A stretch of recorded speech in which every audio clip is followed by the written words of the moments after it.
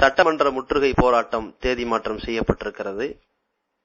மாமா கட்சியின் இந்த அராஜகங்களுக்கு அதிமுக அரசின் ஆதரவு இருக்கிறதா அல்லது அரசுக்கு தெரியாமலேயே இவர்கள் ஆட்டம் போடுகிறார்களா என்ற சந்தேகம் எழுந்துள்ள நிலையில் 9/6/2011 வியாழக்கிழமை அன்று தமிழக சட்டமன்ற முற்றுகை போராட்டத்தை தமிழ்நாடு தௌஹீத் ஜமாத் அறிவித்தது.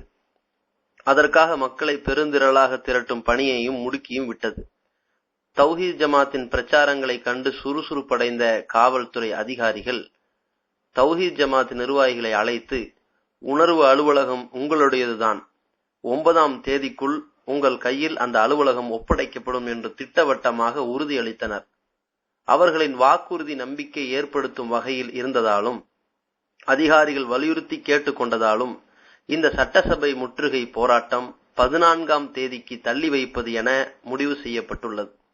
கயவர்களால் கள்ளத்தனமாக அபகரிக்கப்பட்ட உணர்வு அலுவலகத்தை 14ஆம் தேதிக்குள் நம்மிடம் ஒப்படைக்காவிட்டால் 14ஆம் தேதி அன்று சட்டமன்ற கூட்டம் நடக்குமேயானால் சட்டமன்ற முற்றுகை போராட்டத்தை நடத்துவது என்றும், அதற்குள் சட்டமன்ற கூட்டம் முடிக்கப்பட்டுவிட்டால் அதே தேதியில் முதல்வர் வீடு முற்றுகை போராட்டத்தை நடத்துவது என்றும் தமிழ்நாடு தௌஹீத் ஜமாத் முடிவு செய்துள்ளது.